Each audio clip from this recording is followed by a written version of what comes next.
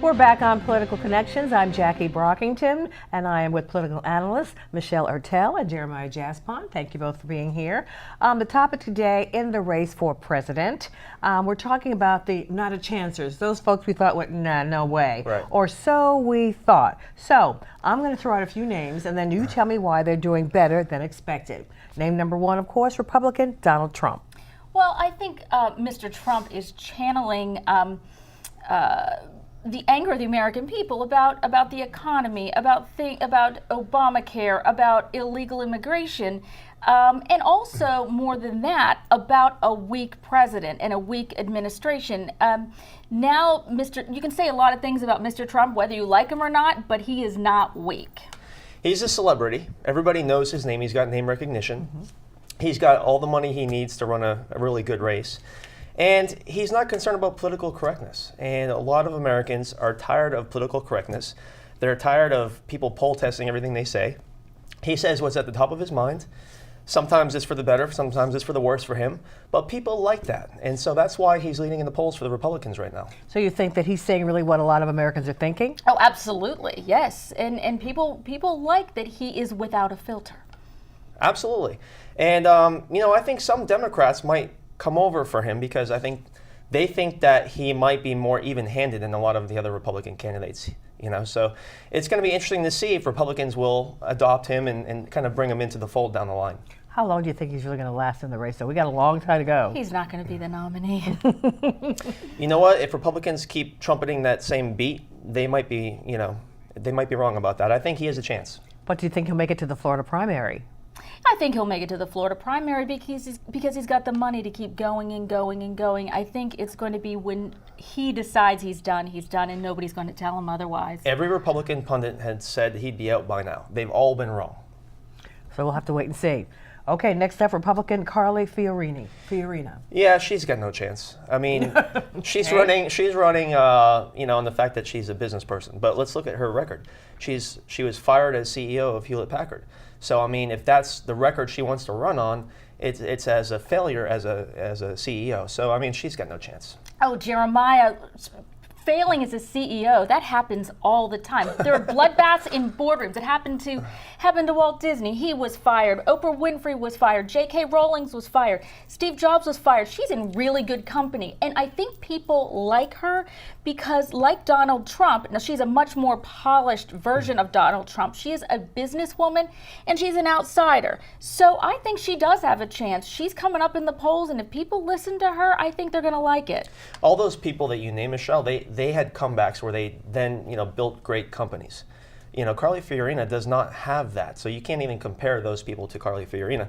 And second of all, she's not such an outsider. She's been running for office for 6 years. She lost in the Senate in California, running for Senate there. So I mean, she's not as much of an outsider as she would like to portray herself to be. Every Republican loses in a statewide race in California. It's not a shock, and good for her. She had the courage to do it.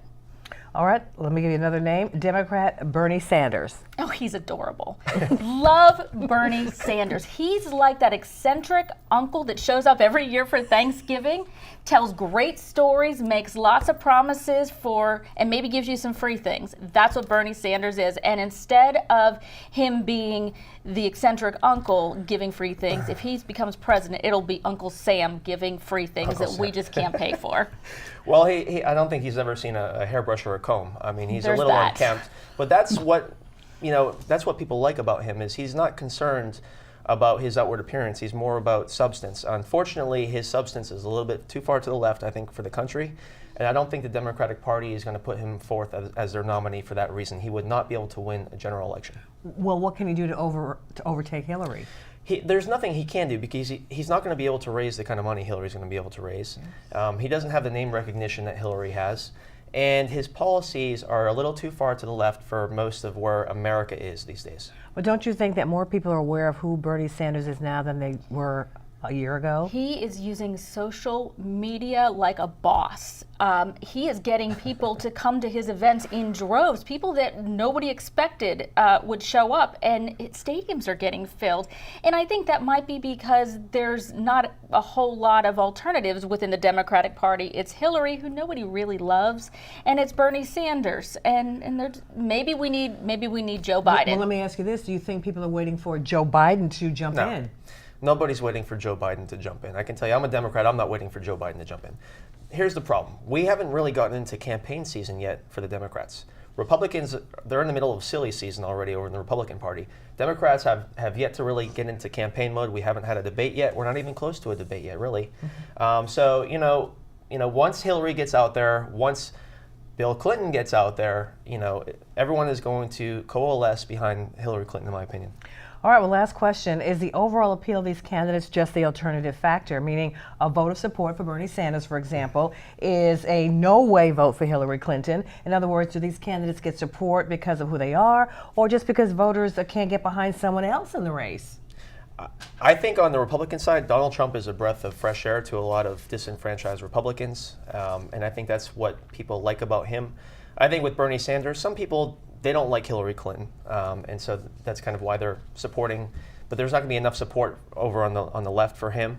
But I think there might be enough support for Donald Trump on the right to get him through a primary state or two. No, Michelle? he's not. He's not going to be the nominee, and neither will Bernie Sanders. It's going to be Hillary Clinton and someone else. Who? Oh, don't put me there. All right, Don't well, know. Okay, we'll hold it right there. All right, then. Thanks so much, our political analysts, Michelle Ortel and Jeremiah Jaspon. Stay with us. We're coming right back because we're coming back with PolitiFact's Truth-O-Meter when Political Connections continues right after this quick break.